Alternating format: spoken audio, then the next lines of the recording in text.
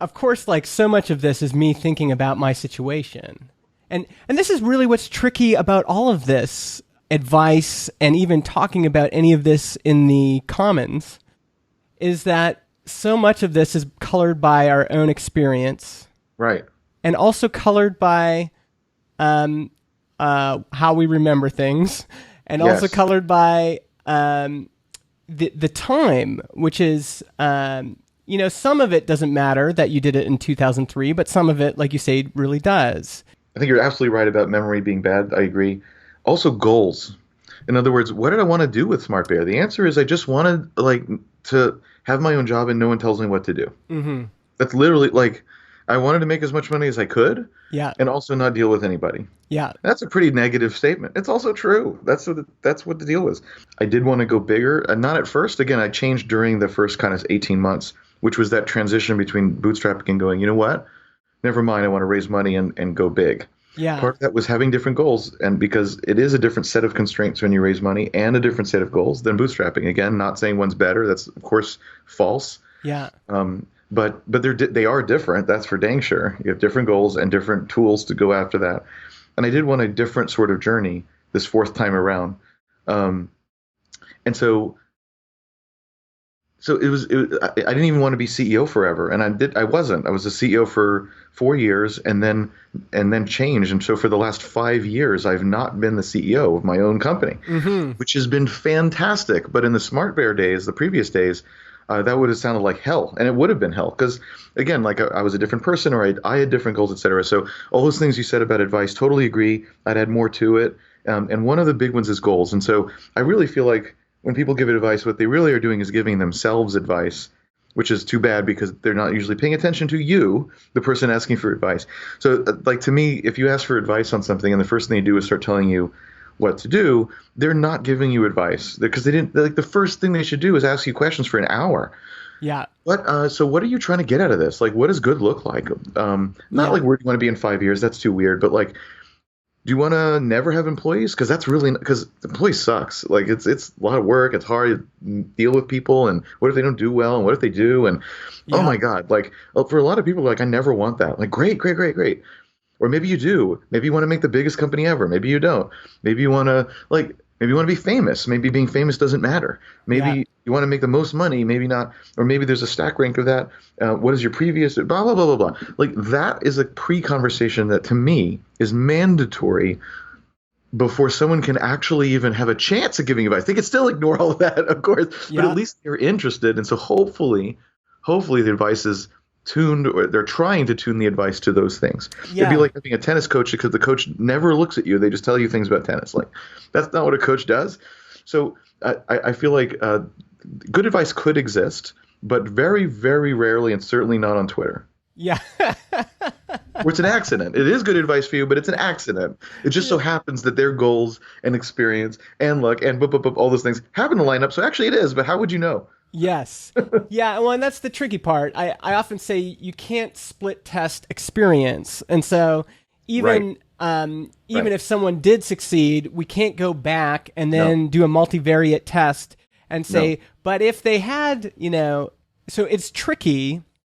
Yeah, and it's worse. One of my more popular posts, as you pointed out, because I've been writing for a long time now, because the blog was popular 8 years ago when I started WP Engine, so it's been a long time. Yeah. One of my more popular ones is about survivor bias. People have a success, maybe too, like me. Mm-hmm. Then they have a blog where they tell people how to run companies, like me.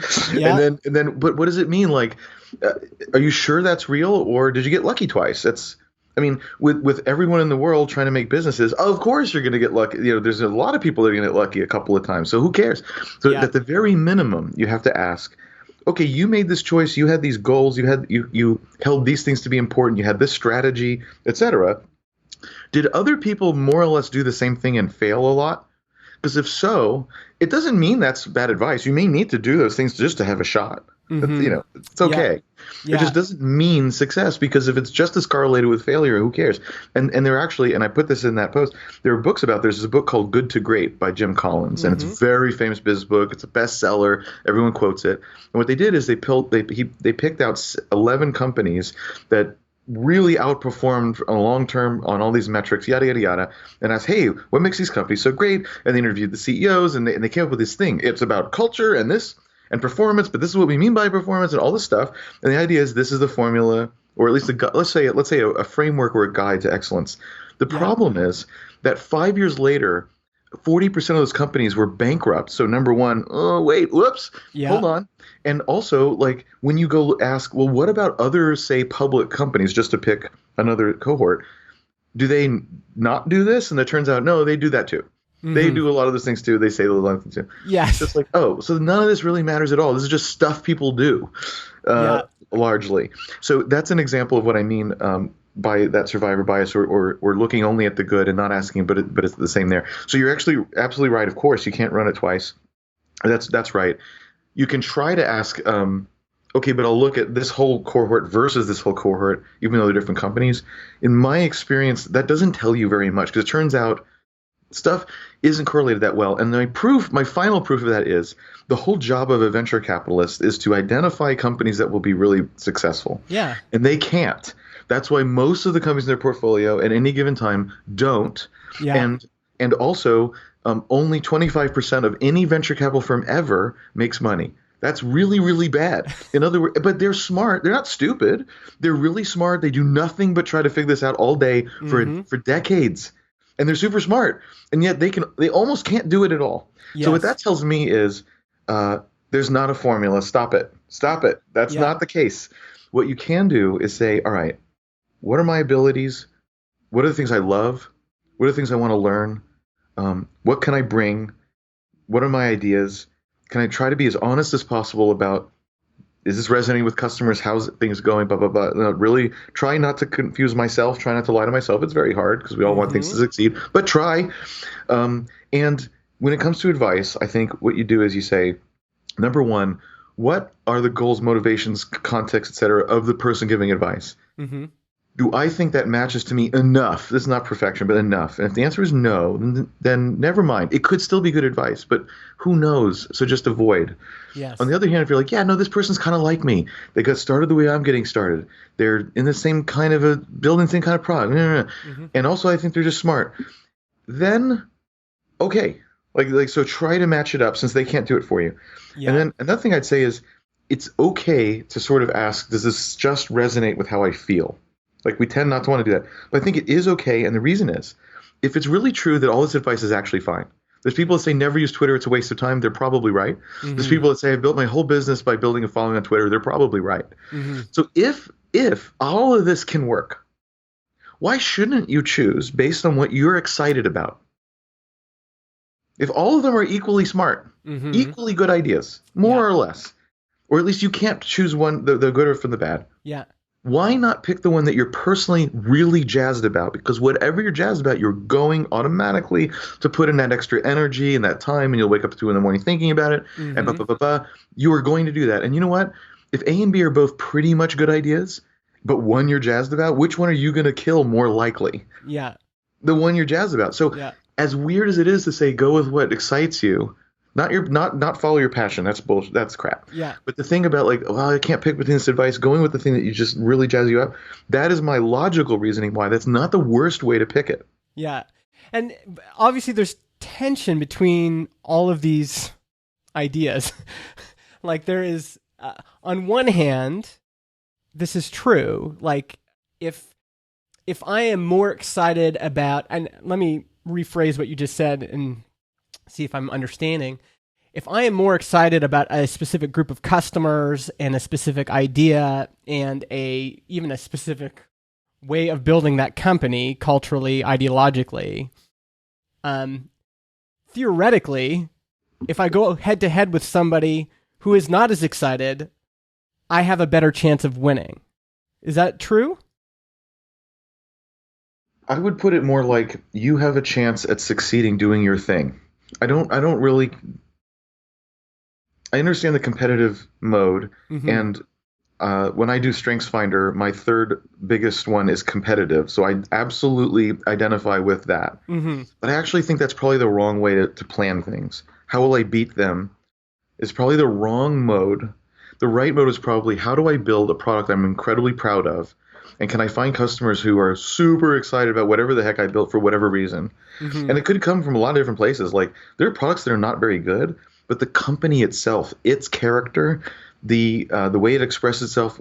Actually, 37 Singles is a good example where early on the product is not good, Mm-hmm. and in fact, all the other products they built were so bad that they abandoned them because they weren't good. Yeah. But man, do people love the company, and they should. They Yeah. should. It is. I mean, the contributions they've made to the debate and the ideas that they have and how well they are how well they do it and the inspiration they give people, that's all very real. Yeah. Why not buy a product on that basis? I bought FogBugs from Joel Spolsky back in the day because I loved his blog, not because it was the best bug tracking software. No one would tell you that's the best bug tracking software, but I did it.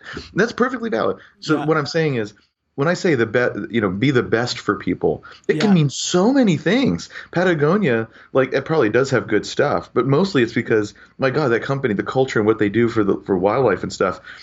I mean, it's company policy that if you get arrested for protesting something with the environment, they will bail you out of jail. That's how much they believe in that. Right? Yeah. So like, is that a reason to buy? Hell yeah, it is. Of course it is. So it can be features, it can be the product, it can be the culture, it can be the purpose. I mean, it can be a lot of things. Let's not box it into one thing. It can be. Yeah. But let's call all those things like a really great reason for people to get excited about buying that product. It could be just it's the best product. That's Google. No one gave a crap about Google, but it was the best. Yeah. It was simply the best. So it can be the best product. That's cool too. So there's so many ways. But I would say forget the competition. Mm-hmm. You buy from Patagonia because they're great, not because I don't even know who the competition is. But you're not buying this other one. You're buying Patagonia, and so like I think that is positive, strong. That's your own story, your own narrative, your own value. What you're doing, I say focus on. Of course, this competition matters. You got to look. You might feature compete. You might lose to them on certain features, so you have to make the feature. Obviously, operationally, yes, you have to care about competitors, but ultimately, like you can't build a company by like, well, here's how we're not this other person. You have to decide who you are and kill it. And so that's why I say the things, if you pick the things where you're like, yeah, that's great, that's because that's going to be you killing it, as opposed to I'll be better than someone else who maybe isn't as passionate. Because look, most entrepreneurs are passionate. Let's not have a passion war. Let's just say you should do the things that you where you happen to be energetic and fulfilled at, because that is the best you. And that's what you need to be, is just the best you and the best organization, period, regardless of what competitors are doing. Yeah. And so let's keep fleshing that out a little bit. Because one of the things I've always appreciated about you, you used to have this podcast. I don't know if you still do, but you used to have this podcast where often people would come to you with ideas, and you were kind of like the bad medicine man. That was so fun. I will give you the medicine. I'll tell you what I called it. It was Dr. Laura for startups. Dr. Laura for startups, right? Yes. And here's why I called it that, because I figured I'd be giving the same advice all the time, because how many ideas can I have anyway? And but it's so fun anyway. Like you listen to Dr. Laura, and like people call up and you're like, oh, what a crazy person. Dr. Laura's going to tell them whatever, and you're probably right. But it's so fun to know what she's going to say. Like, you don't even care that it's the 1,000th time and you even know what she's going to say. It's still fun. So I thought maybe it'd be like that. I only stopped because of time. It just, with the WP Engine starting to take off, I just had no time for anything extra. But yeah, that was fun. The other thing is I do tend to do that when people, actually this happened in our Twitter thread, but I'm not saying this is a good thing, but it is a pattern.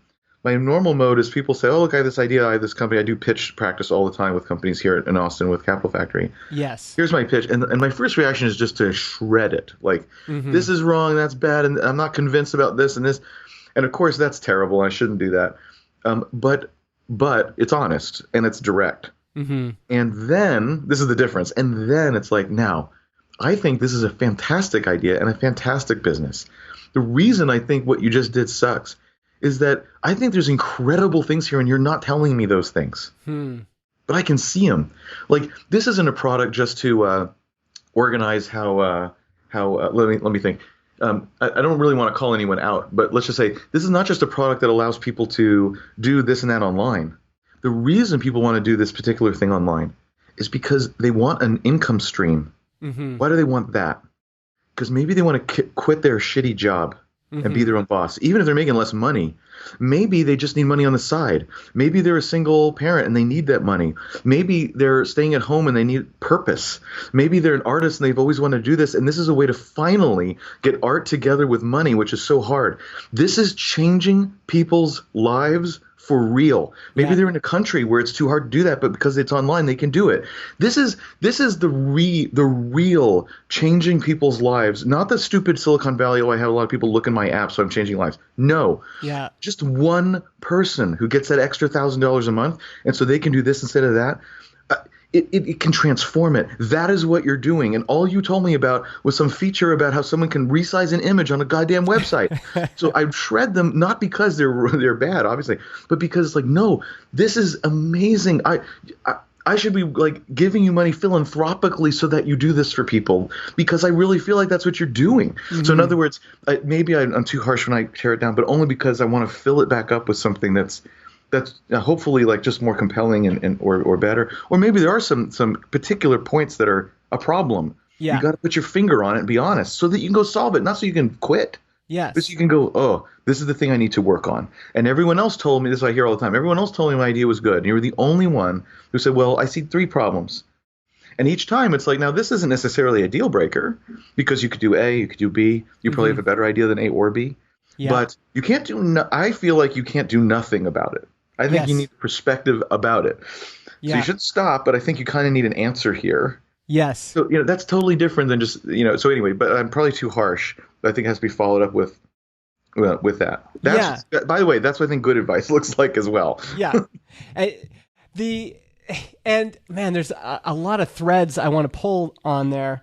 Because you really got fired up just now. Like, in terms of, especially when you were talking about changing people's lives. Yeah. And man, I just, because I'm going to spell out the threads and then we'll cover them one by one. So one thread is you could be changing people's lives, but as you said on Twitter, if after 3 years you're only making $20,000 a year, right?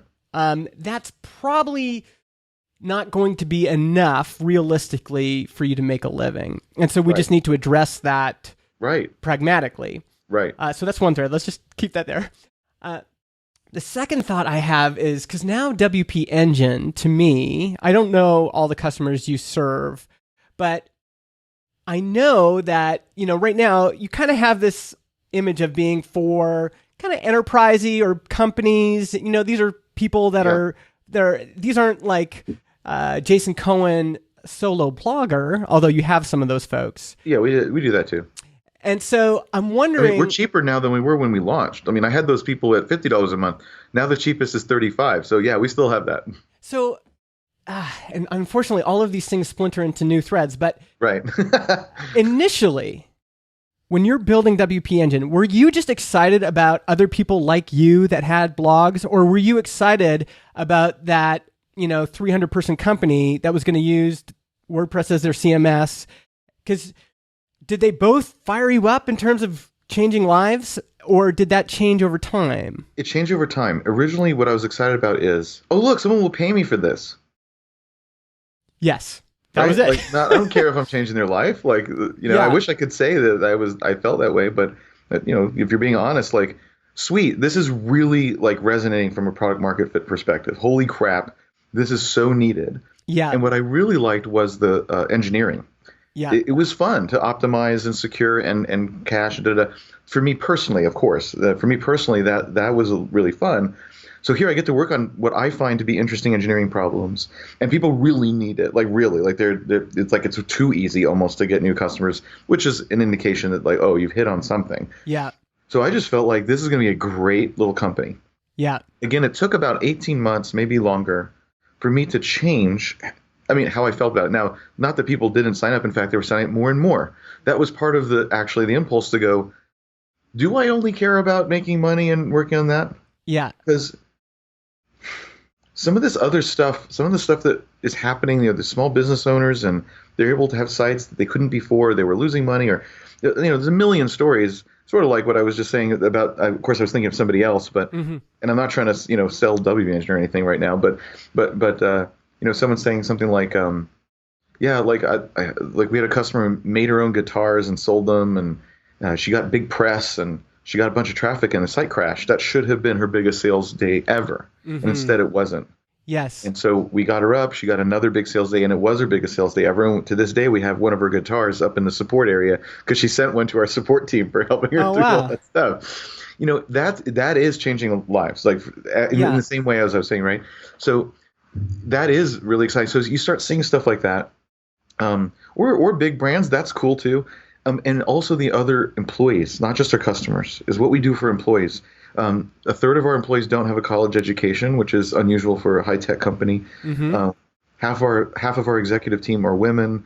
We have a whole lot of diversity in all sorts of dimensions. And yes, we look, because if you're not looking, then you don't know, and you can't claim that you care, number one, or that you're trying to do something about it, number two. Yeah. So actually we have really great numbers in various ways like that. Like, these are ways in which you really can open the door for folks. And of course you don't want to you need to open the door. Other people have to walk through the door. Like, you have to earn it. Yeah. But for a lot of people in most companies, the door is not open. Yeah. And that's not okay. And so to do that, and when you see, for example, people who are clearly being their true selves at work, that, I mean, again, you can't overstate how important that is and how much of an impact that is. Or like, I don't know, well, anyway, there's a lot of exampes, but those kind of things that matters. And so when I started seeing a little bit of that, it kind of changed. Like, wait a minute, what is fulfilling to do at this point? Again, and also at this point in my life and career, blah, blah, blah, whatever, all kinds of things together. Yeah, I like that perspective, because initially you said it was just exciting seeing someone pay you. Right, it was. And it was, by the way, was that just as exhilarating with WP Engine, your second round, as it was with the Smart Bear? Yep. Okay. So when these people started paying, also as an aside, pragmatically, I'm kind of surprised WP Engine worked in a way, because to me, like, if you were going to say, I'm going to reach out to all these solo bloggers, and some of them make money and some of them don't, and I'm going to charge them $50 a month, and they're going to pay me for it, I would say, well, you might be able to get them for a few months, but they're going to churn out. Like, that's not a good customer group. Yeah, solo blogging was never the primary. Okay. Right? You were always going after businesses? Yeah, there's a few successful bloggers where, okay, fine. But no. It was typically actually a freelancer who would build sites for folks, but they build it for them and put it on the GoDaddies of the world or the Bluehosts of the world. It's cheap, but like, sites get hacked. They're slow. Google will rank you lower if it's slow, so customers notice that because their SEO person told them to make their site faster. So they tell their freelancer to make the site faster. The freelancer's like, I don't know, you're one of 3,000 on this machine. I don't even know, right? Like, so there was different modalities. Sometimes the SEO person says your site's slow, so you need to find something faster, and now you're willing to pay. Yeah. Another modality was, I got a load of traffic, my site went down, I never want that to happen again. Yeah. Another modality was, I got hacked, I never want that to happen again. Yes. So in other words, usually there was some kind of triggering event, either through a freelancer or direct, where someone's like, okay, now I'm ready to spend $50 instead of $5 a month because I now see the value. So usually there was a triggering event, or a freelancer who's like, I'm going to make sure my clients are on the right thing to begin with. Yeah.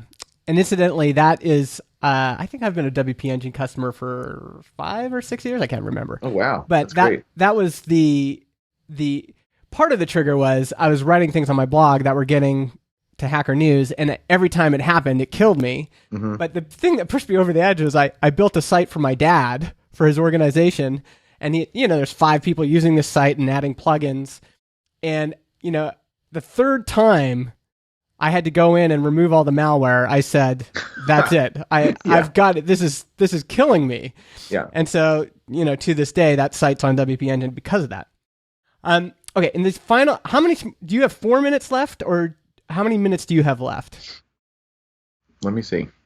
It's 10:56. Yeah. Oh, I'm actually don't have a hard stop, so I can do whatever. Okay, perfect. So, because I want to and maybe do a little bit of Jason Cohen's Dr. Laura show right now with Transistor. That's going to get nasty. Oh, wow. You're ready. You're gearing up. So I'll explain briefly where we're at right now. We launched, so John and I got together in January. The reason I was interested in this is because he had one customer already, which was Cards Against Humanity. Ooh. And I thought I had noticed this trend. I've been a podcaster since 2012. I always thought podcasters were a terrible market because they're very DIY. Right. Hobbyists, you got a Dungeons and Dragons show. You're not going to pay a lot of money for that.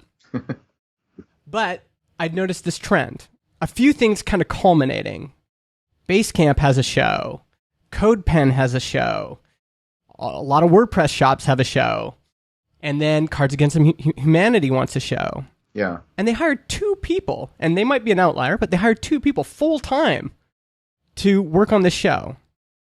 At the same time, all of this media is coming out about ad rates. We thought that Apple released a bunch of new analytics that showed they were going to release a bunch of analytics, and everyone thought these high CPMs that podcasts are getting are going to go away because we're going to get the real data, and then people are going to know.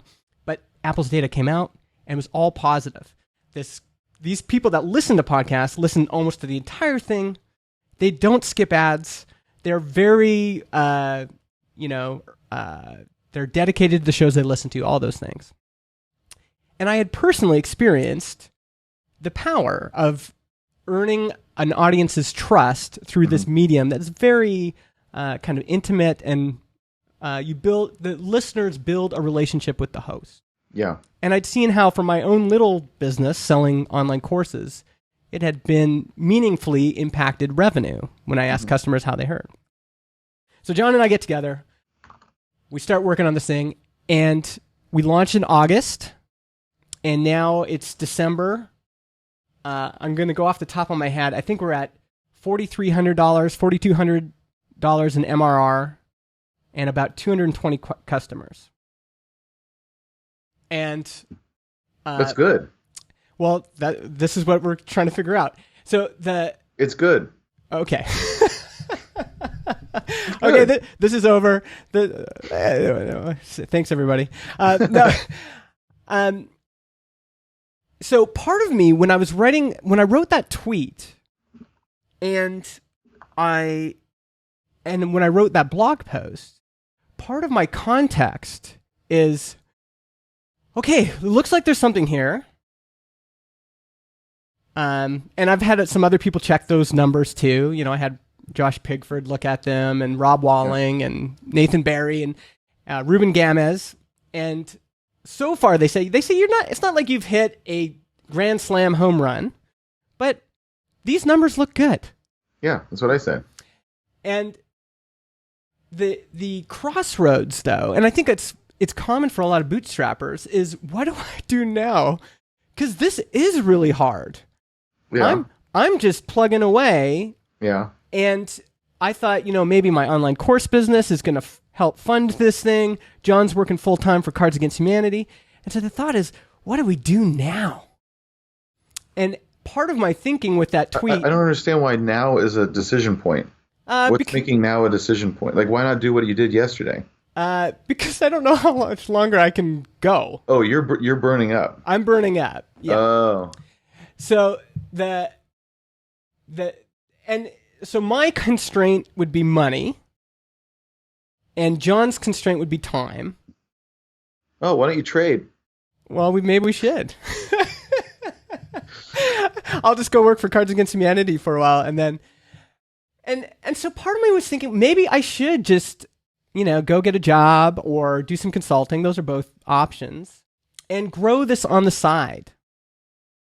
And 10, 15 hours a week. That's one. How many hours a week have you been spending? I mean, it's hard to say because I'm pretty excited about it. My problem is I wake up every day with a blank slate, so I can go and try to run over here and make some money, or I can answer a bunch of people in support and I can reach out to people, and I can, Ruben Gamez sends me this idea for SEO, and I can write a blog post that fits. So 60 hours a week? I don't think it's 60. No? No. I've got 4 kids too, so that's the other constraint on my side. Yeah. I would say it's probably 3 hours a day that I'm spending right now. Why is that burning you up? That sounds easy.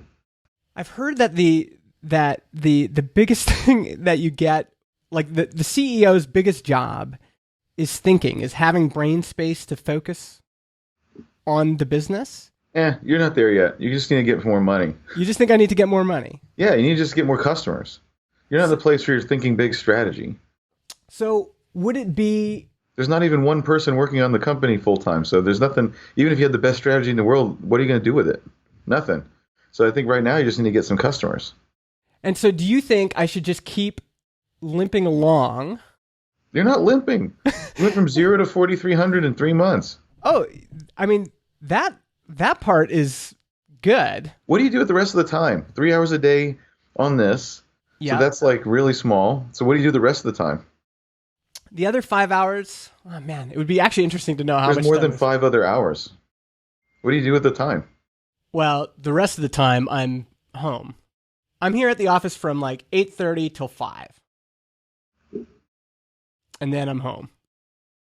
What are you doing? Taking care of 4 kids.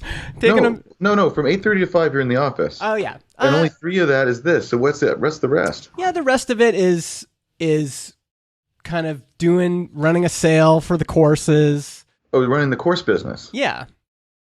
Okay. And yeah, so I mean, I could keep doing that. The problem is the course business is very launch based. So for this past year, I did not launch anything new. I just kind of went off the old stuff. And really, to like the people that are good at this dedicate a full year to making a course, and it's like their full-time focus, and then they launch, and then their back catalog is 20-30% of revenue. But it's the new stuff that makes money. And so I could do that, but it just feels like I would really have to focus my brain on just that. And part of my thinking is, well, I wonder if like maybe we should just raise a little bit of money. That would be hard. And do it. You think hard in the sense of like now there's earnest capital, now there's tiny seed, there's places that will fund bootstrappers. Yeah. Hard in the sense of it would be hard to get the money, or hard in the sense of... Well, those sources would be good. Yeah. Like you said, like you were just doing, you can count them on one hand. So if one of them will do it, that's good. And if not, then it'll be really hard. But yeah. That's a good place to, that's a good thing to think about. So the online courses make a lot of money? So 2017, I probably did $200,000 in revenue. Well, that's good. So this past year, though, it was way down. Well, you were working on other stuff. Maybe you could get someone to help run the courses. Yeah, it's so, again, it's very personality brand based. Oh yeah, that's always hard. Yeah, so I'm, which is why part of what I want to get out of it. It's like there's nothing I can sell. I can't sell this asset to someone else. Yeah. I also can't get someone else to play me on television. You know, I have to be, it's either me or... Well, let me push back on that a little bit. So there's a lot of content that has to be you, but you said a lot of it is like, oh, I got to make sales and do all kinds of stuff that sounds very operational that doesn't have to be you. Mm-hmm. It just feels like in order to make especially if courses really lose their value over time, then I have really lost a lot of value. And to all of a sudden... To kickstart that again means I'm going to have to invest a bunch more time into a new product that, may or may not make a bunch of money. So you're saying no matter what, you don't want to keep doing the courses? No, that's just not an option. I want to get out of the course business gradually. Yeah. But I do have other options. I could I could just go and do consulting. I could, but these are the same things that all bootstrappers are thinking. I'm at $4,000 a month. It's not enough to support the family. Right. What do I do? Well, you just said it. You know what the choices are. It's like, what's funny is, this is why it's so infuriating when you have people online saying like, oh, what you do is you just work on it for 10 hours a week and screw off the rest of the time. And it's like, nope, that's not true. Yeah. That's not how that works. Yeah. No. Yeah. And by the way, even if you just have a regular old salary job, because that's the least stressful thing to do. Yes. Because the problem with consulting is it's spiky. You get a lot of money and then not. And when it spikes, it's very hard to spend time on the product because the hourly always wins. Yeah. So it's difficult. And then when the hourly drops and you could work on the product, you're all stressed out because no money's coming in. You have kids to feed. Yeah. So I'm not saying it's a bad thing. I'm just saying that's the roller coaster that is. It's hard. It's emotionally difficult to do that. So the less emotionally difficult thing is you get a salary job because then you know when that paycheck's coming every month, and that part of your brain goes, I'm not worried about feeding the family, and that's good. That's a healthy thing. Since this whole thing is stressful, it can be nice to again sort of put some of the stress to bed in a certain way. That can be good. Yeah. But then there's no such thing as not working like crazy because, okay, what's the minimum amount of time you could possibly spend on this? And 10 hours a week is just not going to do it. Yeah. I just don't believe that. I mean, maybe you could say it is, but I bet you do more than that. Yeah. And doing even less than that is not how you get something off the ground. And so, okay, well, if I have a job that's 40 hours a week and then you're doing this and it's 20 hours a week, that's 60 hours a week. And by the way, there's kids and family, and that takes another at least 40 hours a week, you would think, you would want. I'm counting weekends, obviously. And so that is 100% of the time. And really, not all of those are going to be successful. Like, you're not going to be that successful at the job, or you're going to neglect your family. Yes. Or the startup's just not going to get the attention and that it deserves. So, I mean, just like you said a little while ago, which is, I'm really passionate about this, so I wake up thinking about it and everything. Exactly. That's why it's not 3 hours a day. It's not compartmentalized into this, like, I'll just do it 1 hour a day in the morning, and then I'll stop thinking about it. Yeah. I do not believe you. Yeah. Because you're passionate about it, and you work on it in your head, and you work on it in practice more than that. Hold on. Let me bring my wife into this conversation here. We'll see. Yeah, exactly. So, again, I just don't believe that. It's fine to say it's not true. Yeah. For most people, right?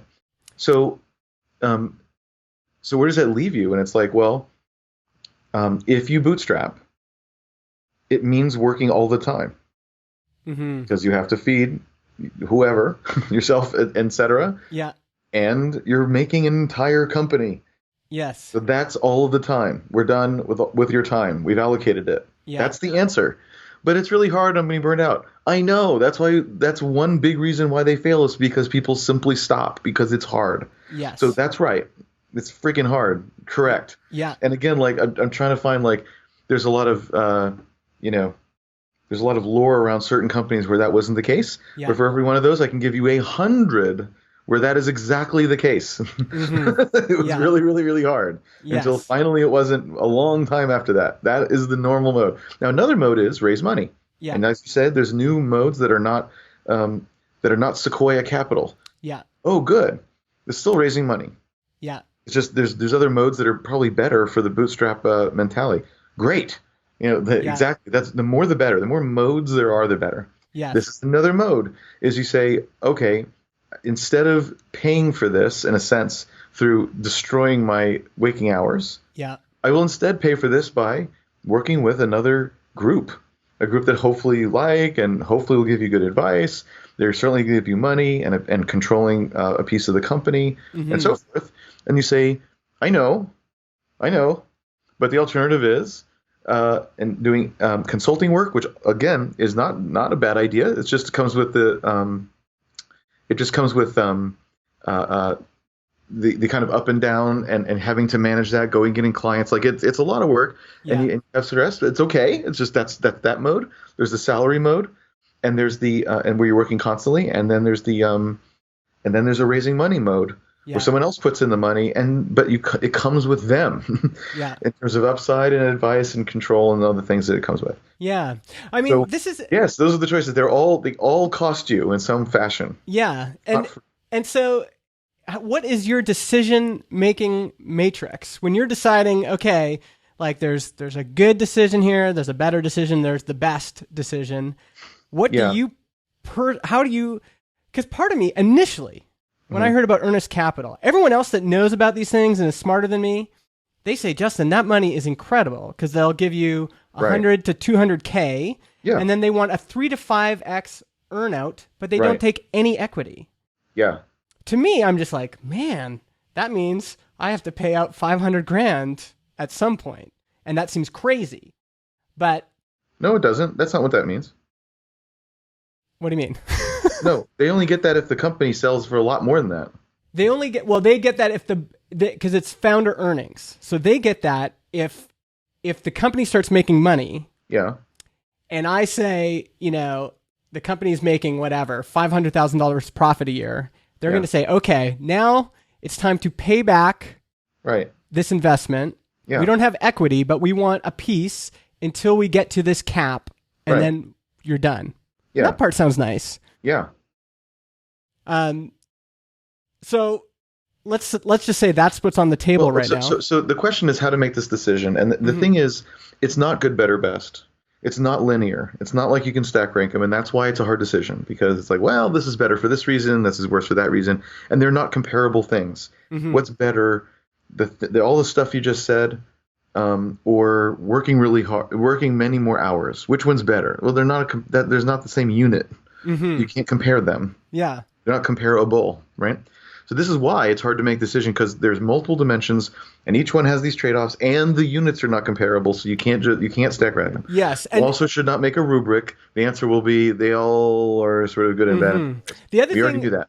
I sorry to interrupt, but I think the other challenge Yeah.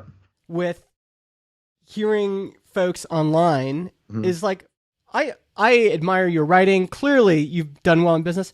I have no idea what your personal life is like. I have no idea what your mental health is like. Exactly.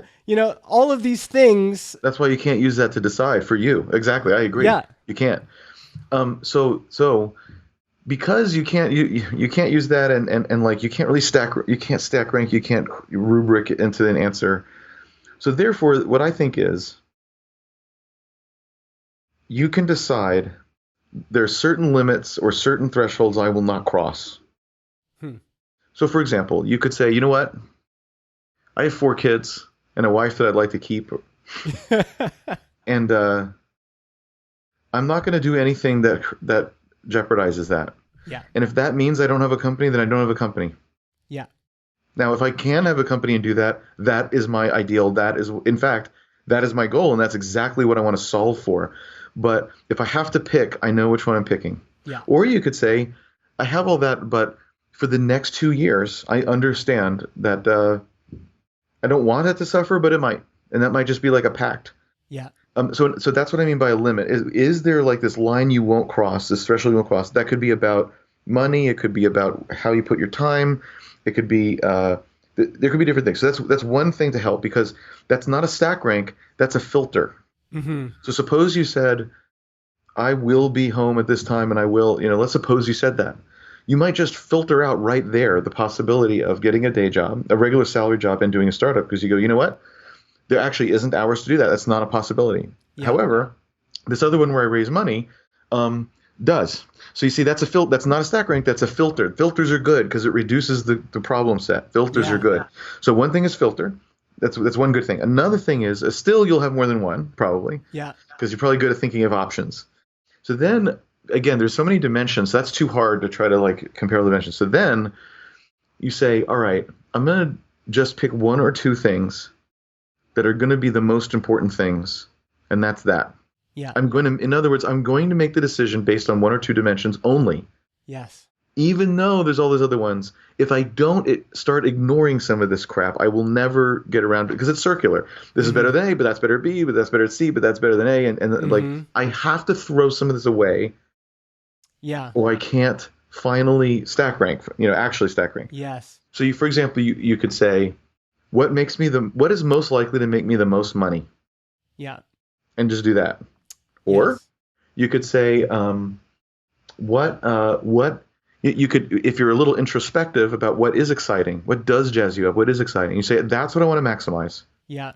And so that might mean I do or don't have control over this or that, or I do or don't have this partner. It happens over this time period or that time period. But Mm-hmm. like, I want to maximize doing X or learning X or experiencing Mm-hmm. X, whatever it is. Yeah. And then you just solve for that, and you're just like knowing you're trading off the other variables. Yes, I know that's the point. I got to decide what I'm not trading off.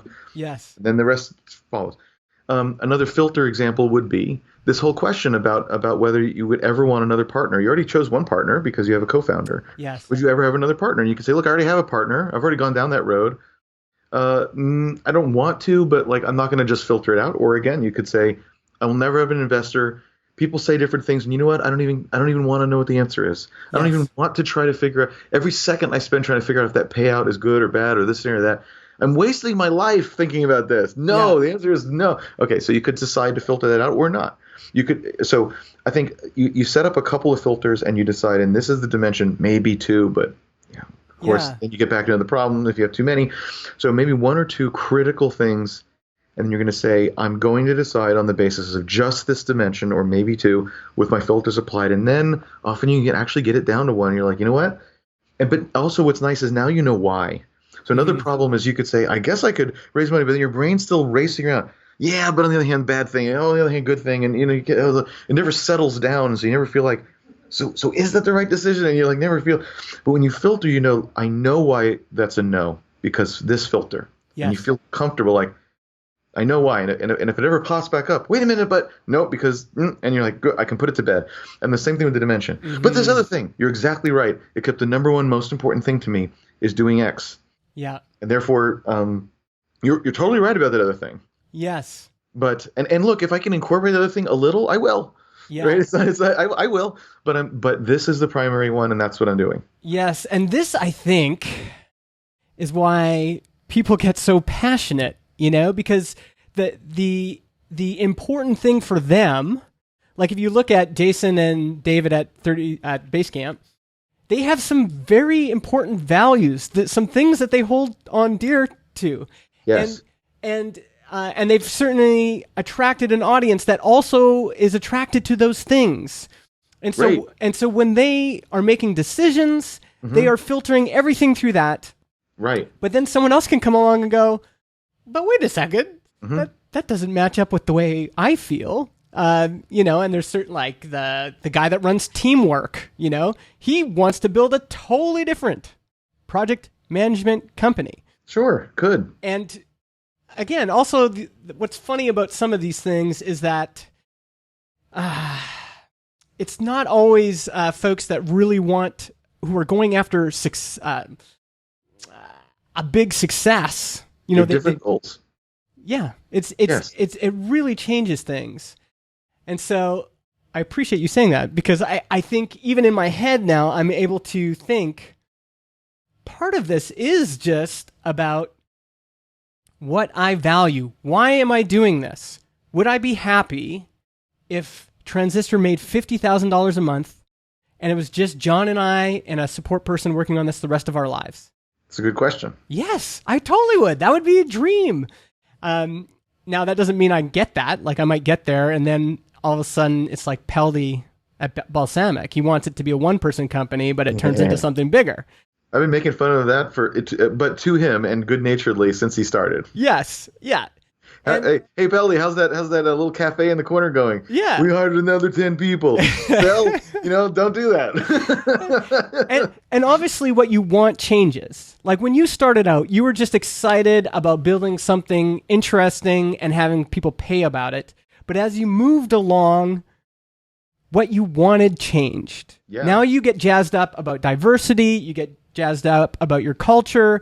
I shouldn't say I don't give a shit about our culture. We think a little bit about culture, but it's just John and I. It's too small to worry about that. Yeah.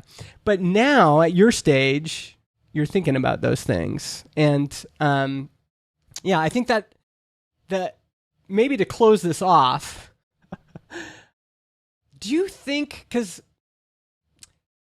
at one point, I had this ideology that I thought everybody, well, I thought everybody should make things and try to earn a little bit of independent income on the side. Just because I always felt like that was healthy. For me, it always made me feel like I've got a little something. Well, it sounds like advice to me. That sounds like advice. It's true. But I'm realizing how hard this is. And, it would certainly, it feels like there's a big part of this that if you don't really, really want it, you should never sign up for it. Well, I know what you're saying, because it's like, look, it's incredibly hard. It's difficult to describe how hard it is to someone who hasn't done it before. Kind of like you can't describe what having kids is to someone who hasn't had kids. Yes. And you're like, having kids is hard. You're like awake all the time and you're worried about them and you're trying not to kill them and you're not even sure how to not kill them and you're just hoping they sort of don't die. And it's weird and other people are like, yeah, no, I get that. And you're like, no, you don't. You just get your car keys and go to dinner, and we never do that. Mm-hmm. So you don't get it.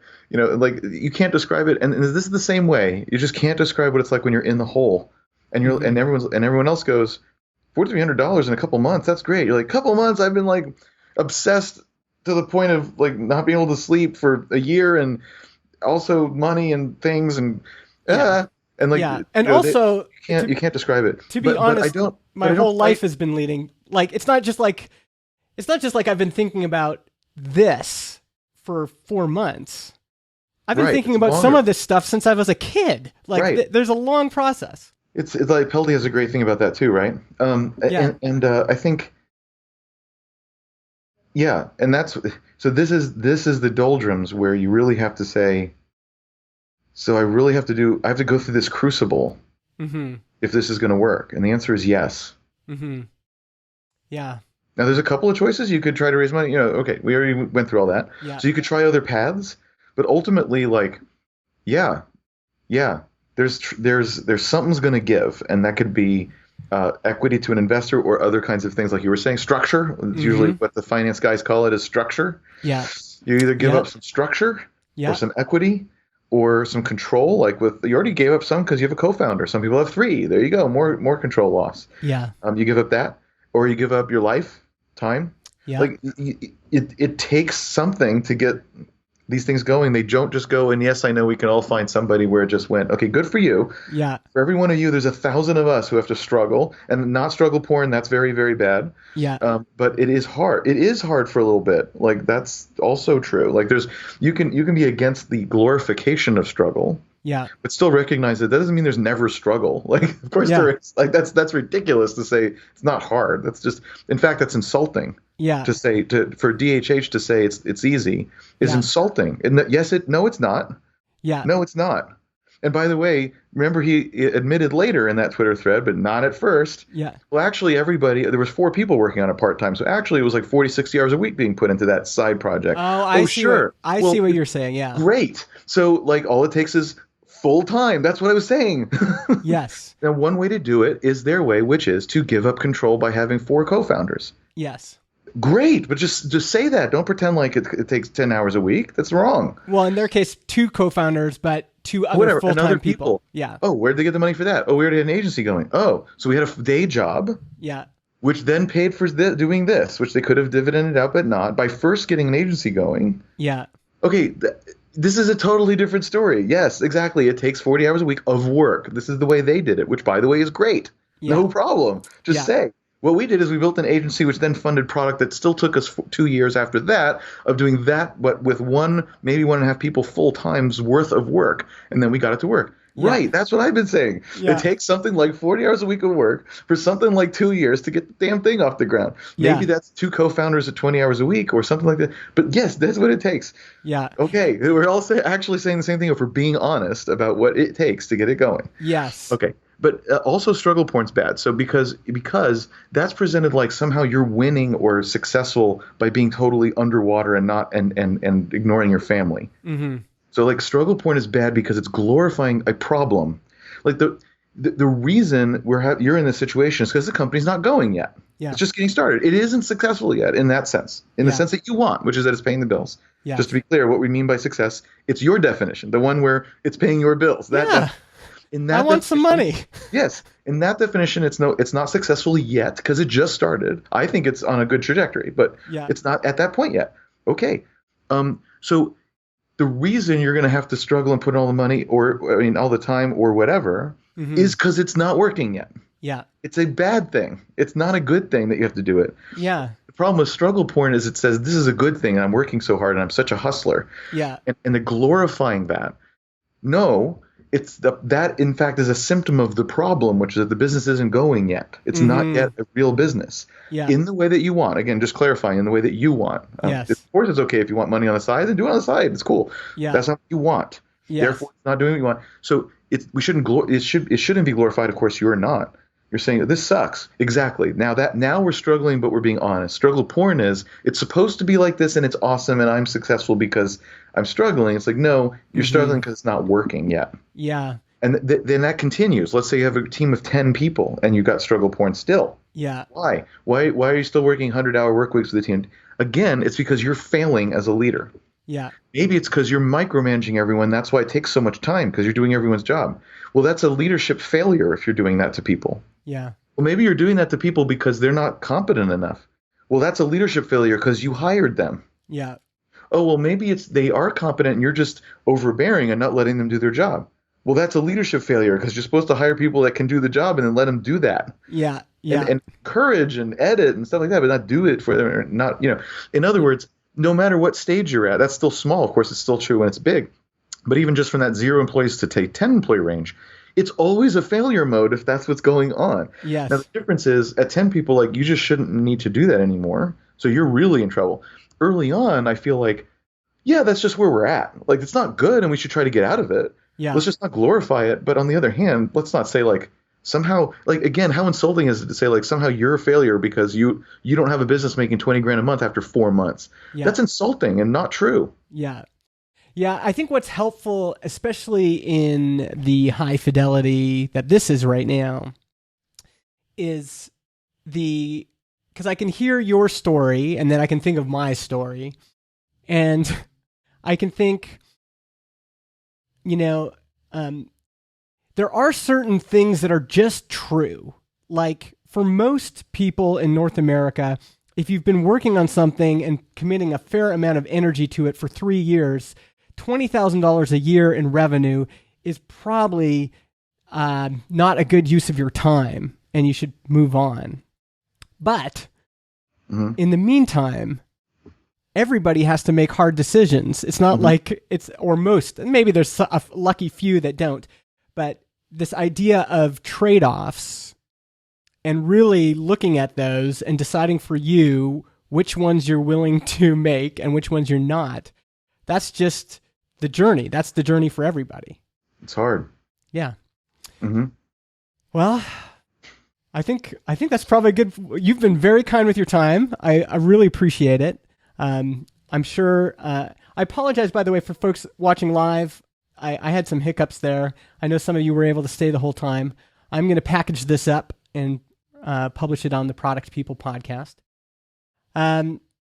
Is there anything else that you're doing these days that you want people to know about on your blog or on WP No, Engine? because a company is a full-time job and my other choice is family. And so I'm not doing other things. I used to do more investing or advising or something like that. And I, in fact, sadly, write very infrequently on the blog too, which I hope it would be nice if I did more of, I guess.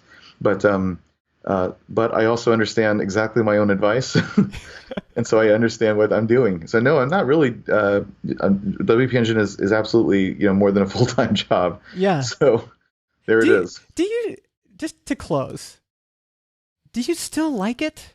Is it still fire you up, and is it still hard? Well, it's definitely hard. Yeah. That's the easiest one to answer. It's definitely still hard. It's still hard. Oh, very hard, but just different reasons. Yeah. We're not worried whether will we have hundreds of people sign up tomorrow as new customers? The answer is yes. Yeah. With very high degree of certainty. So I'm not worried about that. But there's so much else. How do you feed and grow 600 people? You can't do that with a small product release. Yeah. Any idea you have, which might make a couple $1 million a year, isn't worth doing. Yeah. Well, then what are the ideas that can make tens of millions of dollars a year? It's actually like almost impossible to think of those ideas. It's hard. Yeah. So what do we do? Yeah. See, you're right back to what do you do? Yeah. Strategy at that level, it's global as well. That's complicated. And here's a great example of something that's hard. That's not hard when it's small, but definitely hard here. So we're big enough where everything that happens to human beings happens pretty frequently. People have a new baby. Mm-hmm. There's people get married. People get divorced. Mm-hmm. People die. Mm-hmm. Our own employees die. We have to deal with that. Yeah. They die in different ways. We have to deal with that. Yeah. Or very close, or someone's kid or something, really, really devastating. Yeah. So the things that happen, though, we're still small enough that everybody knows, like either knows that person directly or is just one step away and really kind of feels it, like, oh wow, yeah, I remember that guy, Yeah. So therefore, there's this constant, actually quite difficult barrage of humanity. Yes. But small enough that like everyone is like experiencing that semi-directly all the time. Yeah. That's hard. Yeah. And like it's an unexpected, like, well, what about organizational structure? Like, yeah, that's hard too, but like there's other stuff too that's like you don't really think about necessarily that just appears. And clearly it's not like, oh well, here's what you do, and like you've made a tactical error. Like no, that's what it is, right? Yeah. There's really nothing to do except try to manage that well. Yeah. So no, there's lots of things that are hard. I think in terms of fun, I think it goes like this, and what happens is you just have to, as I said before, be really honest about what do I like, what am I good at, what does the company need. Yeah. Those are the three things. What do I like, what am I good at, company need. And there's failure modes whenever one of those things, or I guess more than one, are not true. So like if I'm doing something I'm good at and the company needs, that sounds good. Mm-hmm. Except if I don't like it, I burn out. Yeah. And I say it's anybody. Obviously, I'm just speaking for myself, but obviously what I really mean is for anybody in any situation, right? Yes, totally. So that's not a great mode for very long. Yeah. But if you do something you like but are not good at, it's not really helpful. Yes.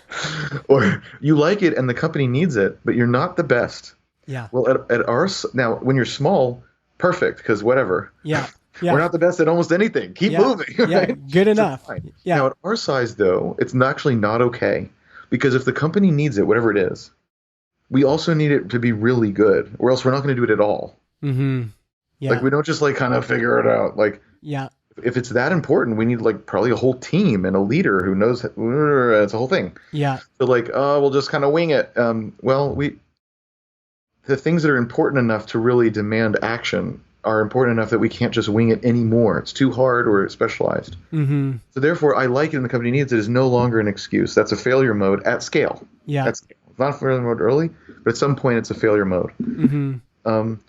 So, that's a mode where you're just not getting excellence on something you need.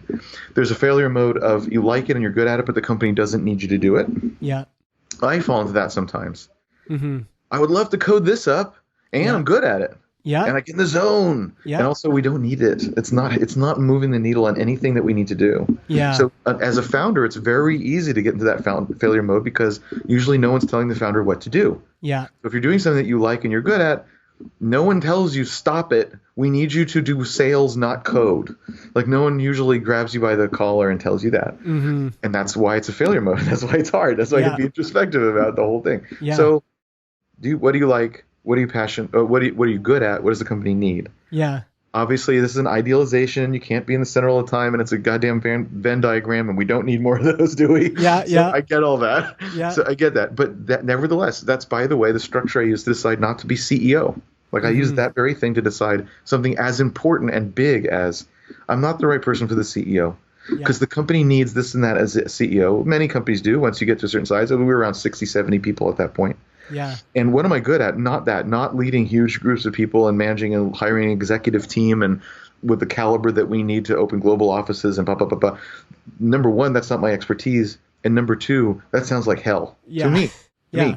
And what the company deserves is someone where not only is it her expertise, and it is a her in our case, by the way, I'm not just doing that to do whatever. It is a her. So not only is it her expertise, it is her favorite job. Yeah, she loves it. That's what everyone deserves. It's what the company deserves too, by the way. And I deserve it as a founder. I deserve to not get burnt out on doing something that I'm not good at. The community, I deserve it. We all deserve it. Right? This is a good thing. Yeah. So I think keeping that in mind is the right mentality. Whether you're at scale and in leadership, whether you're just got a job and just trying to figure out what's my career path, or if you're a founder navigating exactly what you're doing, and you can and you're asking these questions about, if I'm not going to get burnt out, what's going to happen here? Yeah. That is a good framework. I've been using that framework for a while, and I've written about it and I've talked about it. I'm pretty sure like you can find frameworks that are almost the same all over the place. Like, it's not like this is super unique. It's just my particular way of doing that particular thing. Yeah. That works for me anyway. And so that's what I use to decide. So when you ask, like, do you like what you're doing? Yeah. Often. Yes. Life doesn't let you do that all the time. But I do. I try to be introspective in that, with that exact framework, with that way, to ask, how can I do what I like the most, but with those other constraints, because then I'm healthiest, and also the business is healthiest, and everyone in the business should be trying to do that. And I tell people that, and we use that to help people figure out their careers and such. Mm-hmm. Yeah. No, this has been very helpful for me, I think, just in terms of. See, Dr. Laura worked. Yeah, Dr. I didn't tell you were shit enough. You're shit. Yeah, you gotta give me a hard time. Yeah, I need to give you a hard time. I mean, I think that the part that's hard is just that it's hard, and the part that's hard is that I'm not Jason Cohen, and I'm in no, that's not it. Because it's hard for me too. Like, it's just hard. Yes, totally, exactly. That perspective has been helpful. Yeah. Thanks so much for your time, Jason. Thank you. This was fun.